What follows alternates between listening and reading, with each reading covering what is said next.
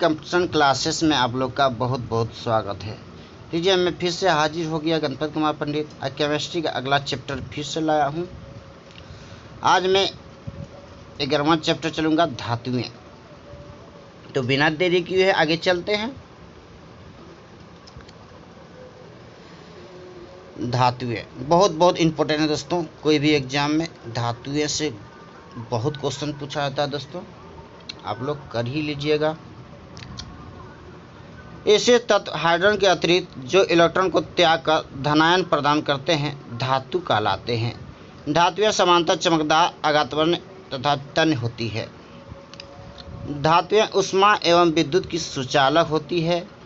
चांदी विद्युत का सर्वश्रेष्ठ सुचालक है।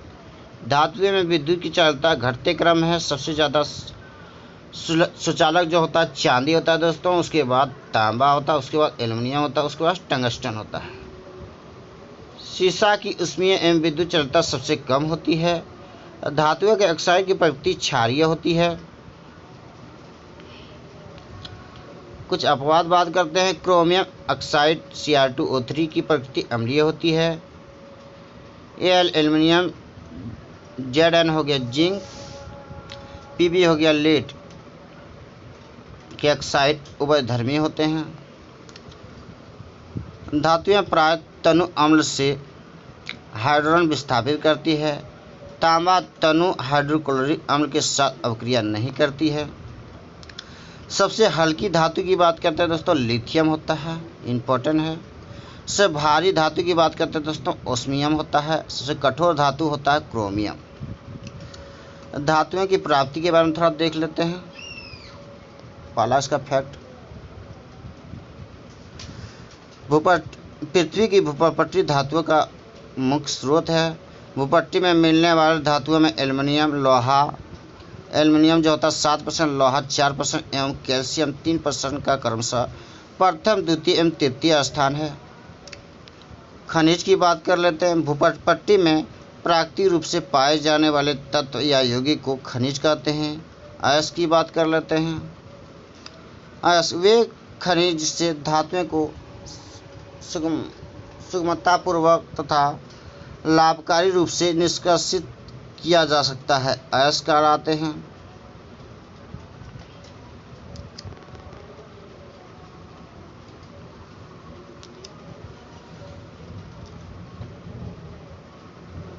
अयस्क में जो होता है दोस्तों, अयस्क का सांद्रण होता है। अयस्क का जो सांद्रण होता है इसका 3 होता है। उच्च अपक्रियाशील धातुओं में होता है गलित धातु में विद्युत अवघटन से शुद्ध धातु। मध्यम अपक्रियाशील धातुएं हो गया दोस्तों कार्बोनेट अयस्क, दूसरा हो गया सल्फाइड अयस्क। कार्बोनेट अयस्क में हो जाएगा निस्थापन और सल्फाइड अयस्क में हो जाएगा भर्जन। और दोनों मिलकर धातु का ऑक्साइड बन जाएगा। धातु ऑक्साइड से धातु का अपघटन, धातु अपघटन से धातु का शोधन। तीसरा जो अयस्क का सांद्रण होता है दोस्तों निम्न अपक्रियाशील धातुएं होता है। इसमें सल्फाइड अयस्क होता है। सल्फाइड अयस्क से भर्जन होता है, भर्जन से धातु होता है, धातु से परिष्करण होता है। कुछ इसका फैक्ट देख लेते हैं दोस्तों।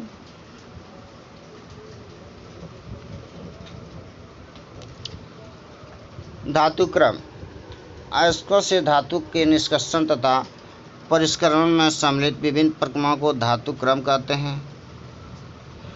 गैंग, अयस्क में मिले अशुद्ध पदार्थ को गैंग कहते हैं। फ्लक्स की बात करते हैं। अयस्क में मिले गैंग अशुद्ध पदार्थ को हटाने के लिए बाहर से मिलाए गए पदार्थ को फ्लक्स कहते हैं।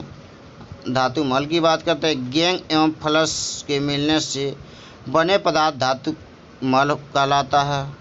निस्थापन की बात करते हैं। इस प्रक्रिया में धातु के अयस्क को उसके द्रव्यमान MP से नीचे के ताप पर गर्म करते हैं ताकि अयस्क में मिले वाष्पशील अशुद्धियाँ दूर हो जाए।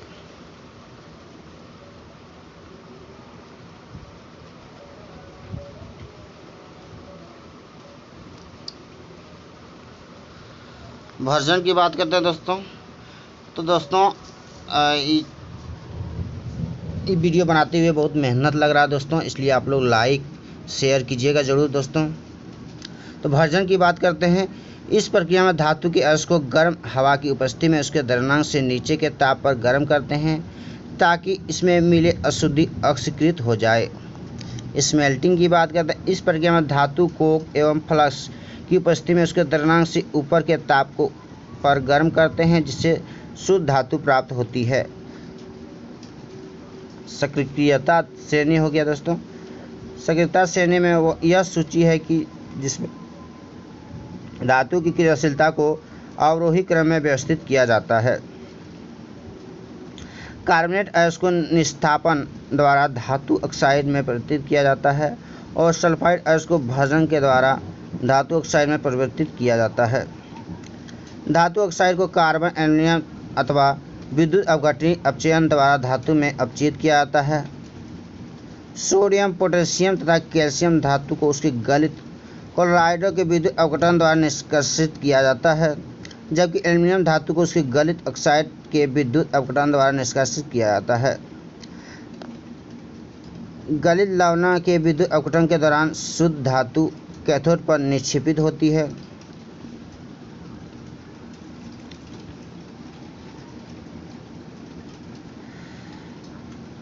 धातु की अपेक्षा अभिक्रियाशील धातु देख लेते हैं दोस्तों।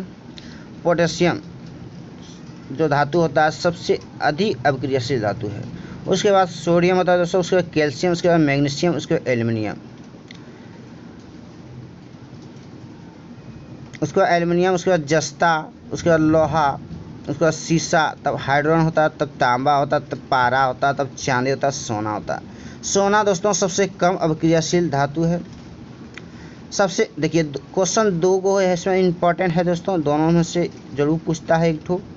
सबसे अधिक अभिक्रियाशील धातु जो हो गया पोटेशियम हो गया दोस्तों, और सबसे कम अभिक्रियाशील धातु हो गया सोना हो गया, बहुत इंपॉर्टेंट है। पोटेशियम की खोज हेम्फ्री डेवी ने की थी दोस्तों। संक्षारण की बात करते हैं। धातुओं का उनकी सतह पर वायु की आर्द्रता के प्रभाव द्वारा नष्ट होना संक्षारण कहलाता है। लोहे में जंग लगना, तांबे की सतह पर हरे रंग की परत चढ़ना एवं चांदी की वस्तुओं का काली हो जाना संक्षारण के उदाहरण है।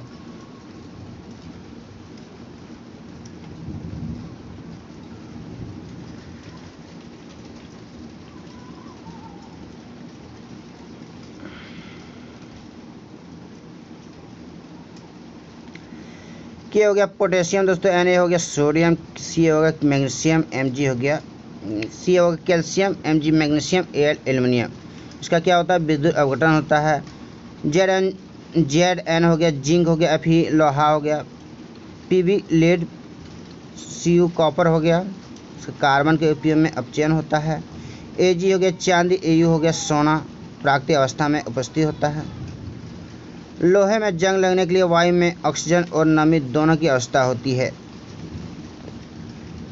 लोहे में जंग लगना रासायनिक परिवर्तन का उदाहरण है। जंग लगने से लोहे का भार बढ़ जाता है। लोहे में जंग लगने में बना पदार्थ फेरिक ऑक्साइड Fe2O3 XH2O होता है। जल के अणुओं की संख्या X बदलती रहती है। जंग रहित लोहा बनाने में प्रयुक्त महत्वपूर्ण धातु क्रोमियम है। दोस्तों ये फैक्ट जो है बहुत इंपॉर्टेंट है, आप लोग जब भी एग्जाम दीजिएगा इसको पढ़ लीजिएगा, ताकि इससे क्वेश्चन डाला जाता है। बहुत महत्वपूर्ण फैक्ट है दोस्तों।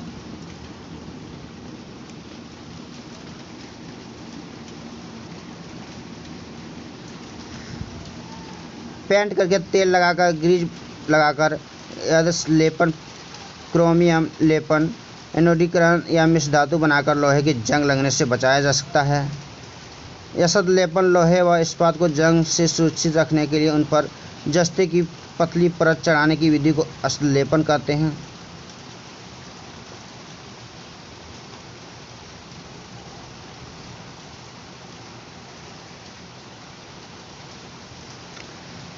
तांबा वायु में उपस्थित आर्द्र कार्बनिक डाइऑक्साइड के साथ अभिक्रिया करता है, जिससे उसकी सतह से भूरे रंग की चमक धीरे धीरे खत्म हो जाती है तथा इस पर हरे रंग की परत चढ़ जाती है। यह हरा पदार्थ कॉपर कार्बोनेट होता है। तांबा का शत्रु तत्व गंधक है। शरीर में तांबा की मात्रा बढ़ने पर विल्सन नामक रोग होता है। दोस्तों ये भी बहुत इंपॉर्टेंट फैक्ट है दोस्तों, इसको कर ही लीजिएगा एग्जाम जब भी दीजिएगा।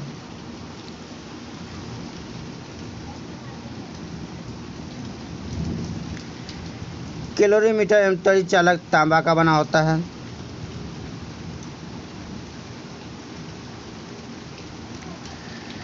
खुले वायु में कुछ दिन छोड़ देने पर सिल्वर की धातु काली हो जाती है। सिल्वर का वायु में उपस्थित सल्फर के साथ अपक्रिया कर सिल्वर सल्फाइड की परत बनाने के कारण ऐसा होता है।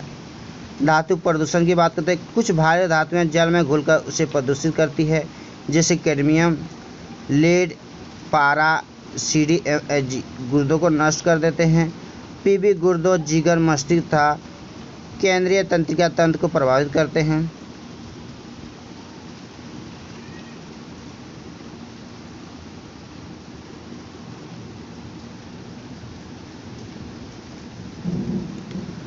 कुछ धातु का अयस्क देख लेते हैं दोस्तों। सोडियम का अयस्क होता है चिली सल्फेट, का सूत्र होता है NaNO3। सोडियम का अयस्क होता है trona Na2CO3 × 2NaHCO3 × 3H2O। Sodium का अयस्क होता है बोरेक्स Na2B4O7 × 10H2O। सोडियम का अयस्क होता है साधारण नमक NaCl। एल्युमिनियम का अयस्क होता है बक्साइड Al2O3 × 2H2O।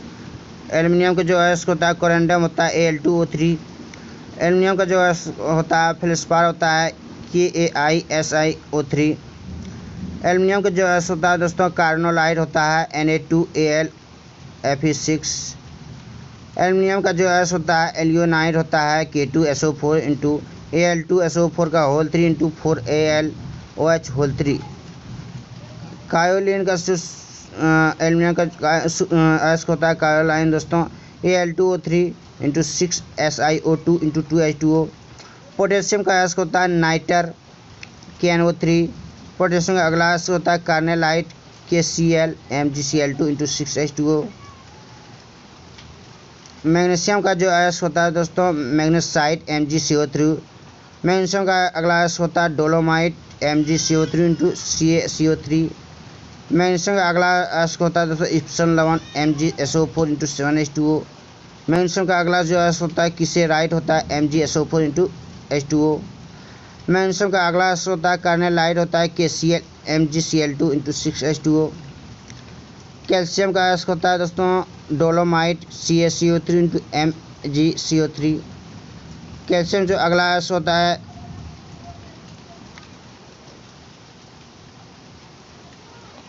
कैल्साइट होता है CaCO3।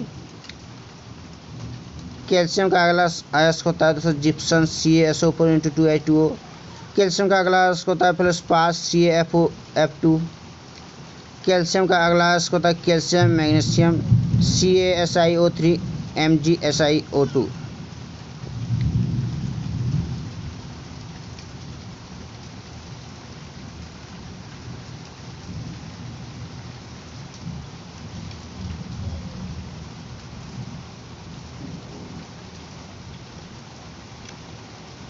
कैल्शियम का एक और अयस्क होता है दोस्तों सिलिकेट या एस्बेस्टस।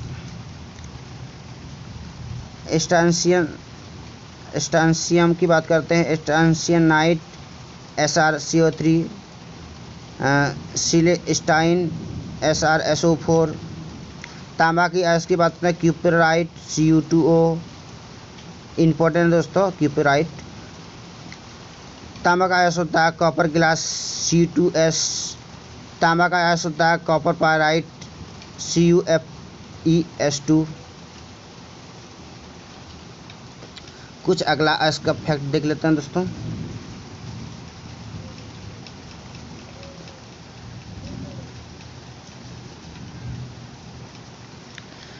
सिल्वर का अयस्क होता है दोस्तों रूबी सिल्वर 3Ag2SSB2S2। सिल्वर का अगला अयस्क होता है पायरा गायराइट Ag3SbS3।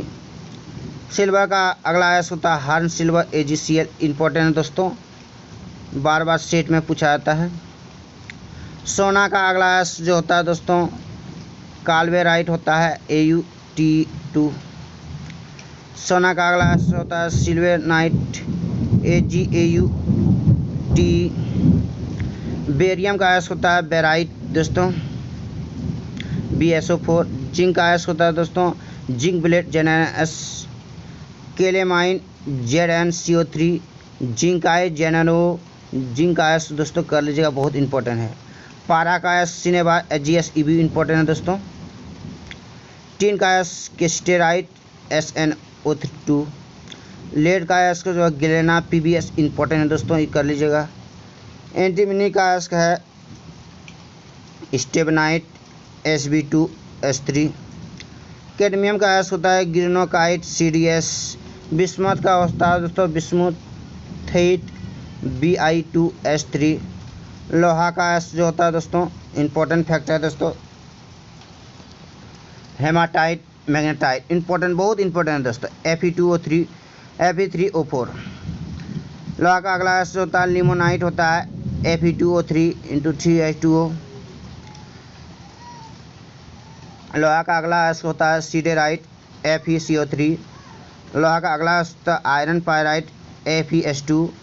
लोहा का अगला अयस्क होता है कैल्कोपायराइट CuFeS2।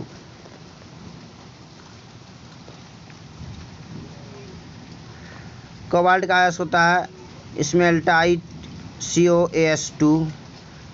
निकेल का अयस्क होता है मिलेराइट NiS। क्रोमियम का अयस्क होता है क्रोमाइट FeOCr2O3। मैग्नीज का अयस्क होता है पायरोल्यूसाइट MnO2। मैग्नीशियम का अगला अयस्क होता है सिलोमिलिन मैग्नाइट Mn2O3 × 2H2O। यूरेनियम का अयस्क होता है कार्नेलाइट पिचब्लेंट U3O8।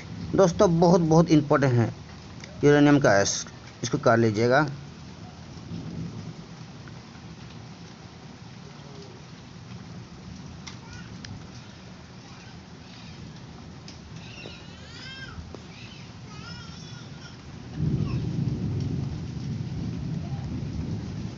धातुओं में संबंधित कुछ विभिन्न तथ्य देख लेते हैं। धातुओं का राजा सोना को कहा जाता है। पृथ्वी के केंद्रीय भाग में सबसे अधिक निकेल पाया जाता है। दूसरे स्थान पर पाया जाने वाला धातु लोहा है। टंगस्टन का संकेत W होता है। टंगस्टन का गलनांक 3500 डिग्री सेंटीग्रेड होता है, इंपॉर्टेंट है दोस्तों। भारत में टंगस्टन का उत्पादन राजस्थान के स्थित देगान खान से होता है दोस्तों, ये प्रीवियस क्वेश्चन में पूछा था। टंगस्टन धातु के अपचयन को रोकने के लिए बिजली के बल्ब से हवा निकाल दी जाती है, ये भी इंपॉर्टेंट है दोस्तों। जिरकोनियम धातु ऑक्सीजन तथा नाइट्रोजन दोनों में जलते हैं। बेडिलेआइट जिरकोनियम का अयस्क है। न्यूट्रॉनों को अवशोषित करने के गुणों के कारण जिरकोनियम, कैडमियम एवं बोरॉन का उपयोग नाभिकीय रिएक्टर में किया जाता है। बेराइल बेरिलियम धातु का मुख्य अयस्क है।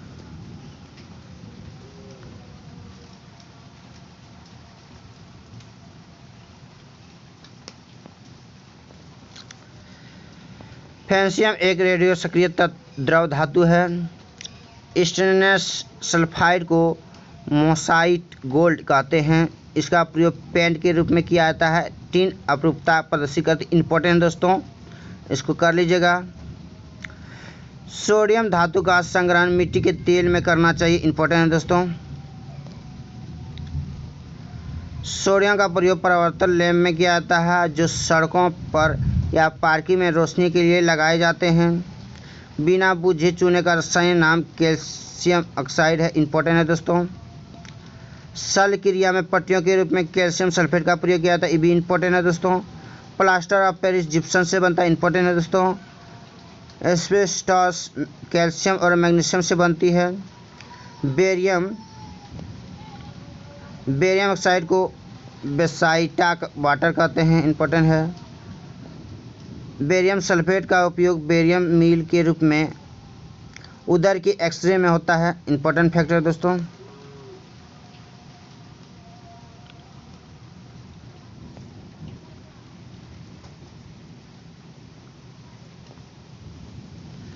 आतिशबाजी के दौरान हरा रंग बेरियम की उपस्थिति के कारण, लाल चटक रंग स्ट्रांशियम की उपस्थिति के कारण उत्पन्न होती है।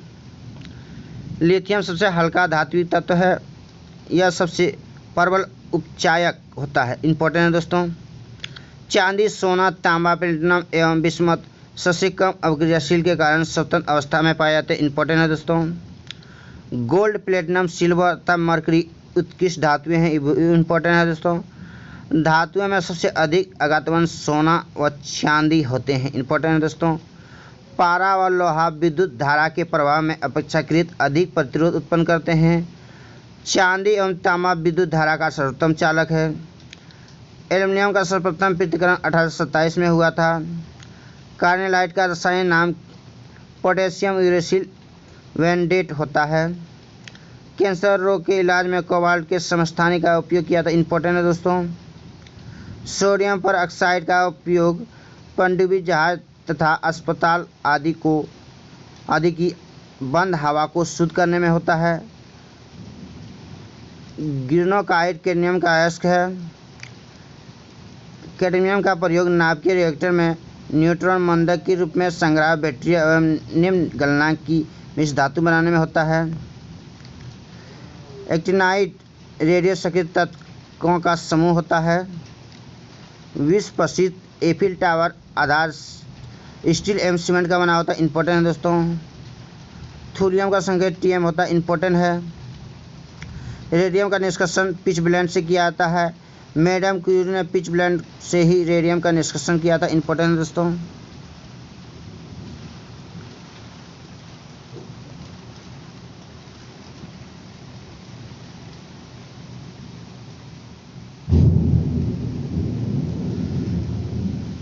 वायुयान के निर्माण में पैलेडियम धातु प्रयोग होती है। गैलियम धातु कमरे के ताप पर द्रव अवस्था में पाया जाता है। बहुत इंपॉर्टेंट है दोस्तों। सेलेनियम धातु का उपयोग फोटो इलेक्ट्रिक सेल में होता है। साइटोक्रोम में लोहा उपस्थित होता है। जियोलाइट का प्रयोग जल को मृदु बनाने में होता है। टिन अपरूपता प्रदर्शित करता है। अधिकांश संक्रमण धातु और उनके यौगिक रंगीन होते हैं। सबसे भारी धातु ऑस्मियम से मजबूत धातु टंगस्टन से कठोर धातु क्रोमियम होता है। बहुत इंपॉर्टेंट दोस्तों। पोटेशियम कार्बोनेट K2CO3 को पर्ल एस कहते हैं। इंपॉर्टेंट है दोस्तों। नाइक्रोम निकेल क्रोमियम और आयरन का मिश्र धातु है। विद्युत हीटर की कुंडली में नाइक्रोम की ही बनी होती है। क्रोमिक अम्ल का रासायनिक नाम क्रोमियम ट्राइऑक्साइड है। ब्रिटेनिया धातु एंटीमनी तांबा टीन की मिश्र धातु है। बारूद में 75% पोटेशियम नाइट्रेट, 10% गंधक, 15% चारकोल एवं अन्य पदार्थ का मिश्रण होता है। बेविट धातु में 89% टीन, 9% एंटीमनी व 2% तांबा होता है।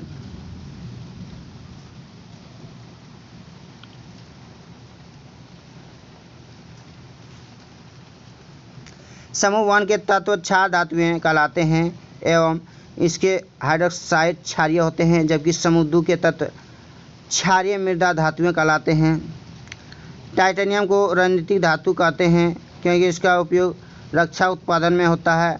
यह इस्पात के बराबर मजबूत लेकिन भार में उसका आधा गुण वाला धातु है। वायुयान का फ्रेम तथा इंजन बनाने में नाभिकीय रिएक्टर में इसका उपयोग होता है।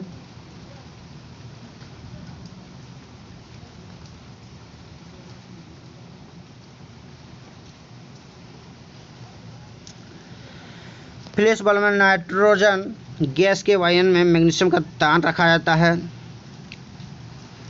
एल्युमिनियम हाइड्रोक्साइड कपड़े को उदाह्य बनाने तथा जलरोधी कपड़े तैयार करने में इसका उपयोग किया जाता है। कैल्शियम कार्बाइड पर जल की प्रतिक्रिया से एसिटिलीन गैंग उत्पन्न होती है। पिटवा लोहा में कार्बन की मात्रा से कम 0.12 से 0.25% रहती है, अतः यह अपेक्षाकृत शुद्ध होता है।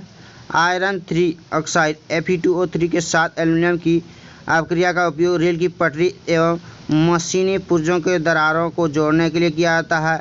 इस अपक्रिया में थर्मिट अपक्रिया कहते हैं। शरीर में लोहे की कमी से एनीमिया तथा अधिक में लोहमयता रोग होता है।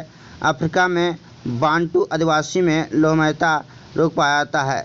ऐसा उनमें लोहे का बर्तन में बियर सेवन के कारण होता है।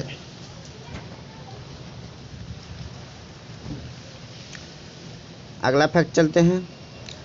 कैल्शियम फास्फेट मानव हड्डियों में सर्वाधिक मात्रा में पाया जाता है।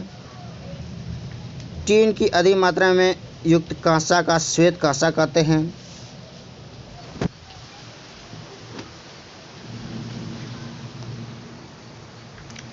जिंक फास्फाइड का उपयोग चूहा विष के रूप में होता है। लकड़ी की वस्तुओं में कीड़ा से बचाने के लिए उस पर जिंक क्लोराइड का लेपन किया जाता है।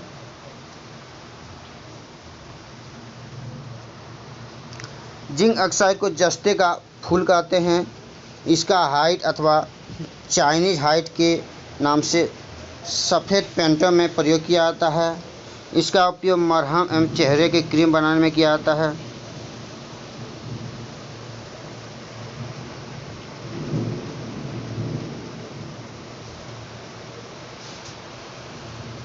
सिल्वर क्लोराइड को हर्न सिल्वर कहा जाता है। इसका उपयोग फोटोक्रोमेटिक कांच बनाने में होता है। इंपॉर्टेंट है दोस्तों।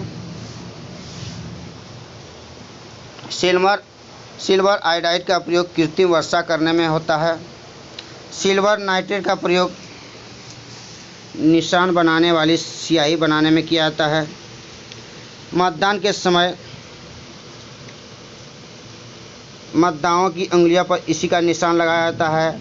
सूर्य के प्रकाश में अपघटित होने के कारण ये रंगीन बोतलों में रखा जाता है। सिल्वर ब्रोमाइड का उपयोग फोटोग्राफी में होता है। चांदी के चम्मच में अंडा खाना वर्जित रहता है, क्योंकि चांदी के अंडे में उपस्थित गंधक से प्रतिक्रिया कर काले रंग का सिल्वर सल्फाइड Ag2S बनाती है, जिससे चम्मच नष्ट हो जाता है। सोना को कठोर बनाने के लिए इसमें तांबा या चांदी मिलाया जाता है। शुद्ध सोना 24 कैरेट का होता है। आभूषण बनाने के लिए 22 कैरेट सोना का उपयोग होता है। दोस्तों बहुत इंपॉर्टेंट फैक्ट है दोस्तों, इसको कर ही लीजिएगा। आयरन पायराइट को झूठा सोना या बेवकूफ़ का सोना भी कहते हैं। बहुत इंपॉर्टेंट है दोस्तों। स्वर्ण लेपन में पोटेशियम एरिसाइनाइड का प्रयोग विद्युत अपघटन के रूप में होता है। आरिफ क्लोराइड का उपयोग सर्प विद्रोही सुई बनाने में होता है। प्लेटिनम को सफ़ेद सोना कहा जाता है। इंपॉर्टेंट है दोस्तों। पारा को क्विक सिल्वर के नाम से भी जाना जाता है। इसका निष्कर्षण मुक्तः सिनबार से होता है। पारा को लोक पात्र में रखा जाता है, क्योंकि यह लोहे के साथ अमलगम नहीं बनाता है। ट्यूबलाइट में समांतर पारा का वाष्प और आर्गन गैस भरी रहती है। सीसा सबसे अधिक अस्थायी तत्व है। इसका उपयोग कागज पर लिखने में होता है।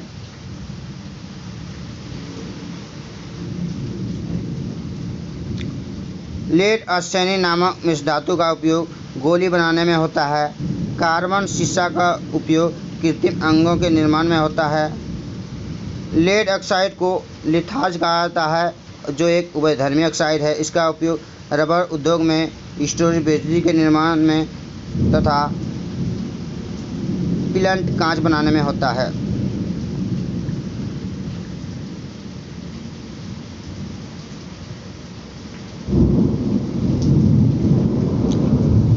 बेसिक लेड कार्बोनेट को हाइड लेड कहा जाता है। इसे सफ़ेदा के नाम से भी जाना जाता है। लेड टेट्रा इथाइल का उपयोग अपस्फोटन रोकने में किया जाता है। लेड पाइप पीने के जल को ले जाने के लिए उपयुक्त नहीं होते हैं, क्योंकि ये वायु मिश्रित जल के साथ घुलेकर विषैले लेड हाइड्रोक्साइड उत्पन्न करते हैं। विद्युत उपकरण में प्रयुक्त होने वाला फ्यूज तार लेड और टीन से बना मिश्र धातु होता है। यूरेनियम को आशा धातु कहा जाता है। भारत में यूरेनियम का सर्वाधिक उत्पादन झारखंड में होता है।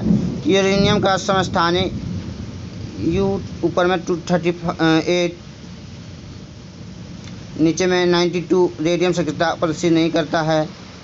यूरेनियम कार्बाइड का उपयोग हेबर विधि से अमोनिया उत्पादन में उत्प्रेरक के रूप में किया जाता है।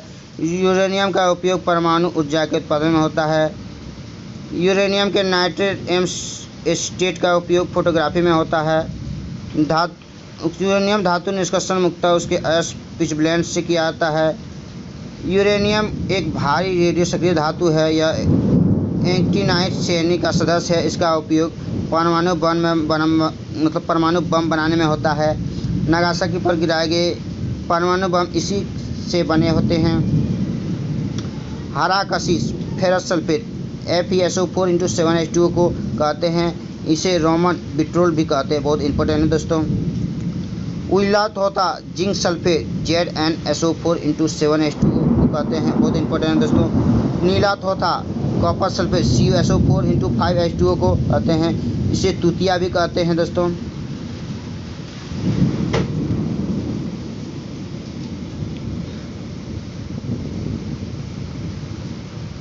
लाल तोता कोबाल्ट सल्फेट CuSO4 × 7H2O को कहते हैं।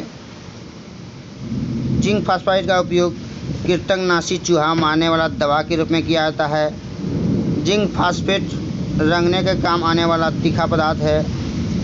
क्विकसिल्वर पारा को कहा जाता है। यह सदा किसी भी अग्निशमन का एक घटक होता है। मोनाजाइट बालू में थोरियम पाया जाता है। मोबाइल फ़ोन बैटरी में मुख्यतः लिथियम धातु का प्रयोग किया जाता है। प्याज लहसुन के में गंध पोटेशियम की उपस्थिति के कारण होता है। इम्पोर्टेंट है दोस्तों। पोटेशियम ब्रोमाइड का उपयोग फोटोग्राफी में, मोनो पोटेशियम टाइट्रेट का उपयोग बेकरी में, पोटेशियम सल्फेट का उपयोग उर्वरक के रूप में व पोटेशियम नाइट्रेट का उपयोग बारूद बनाने में किया जाता है। मोती का रासायनिक संरचना है कैल्शियम कार्बोनेट। मणिक एवं नीलम एल्युमिनियम की ऑक्साइड Al2O3 है। बहुत इंपॉर्टेंट है दोस्तों। लेकिन मणिक का लाल रंग क्रोमियम ऑक्साइड के कारण होता है। ऑडियो एवं वीडियो टेप पर आयरन ऑक्साइड का लेप रहता है दोस्तों।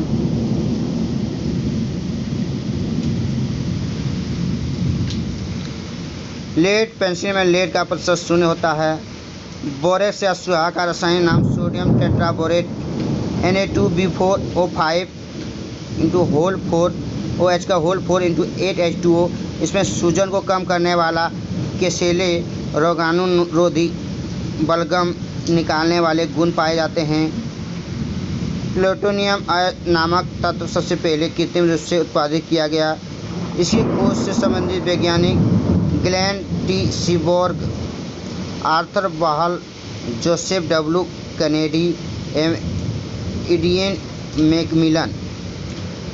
कैल्शियम ऑक्साइड का प्रयोग शुष्क के रूप में होता है दोस्तों। परमाणु घड़ियों में एक टाइम कीपर के रूप में सीजियन का प्रयोग किया जाता है।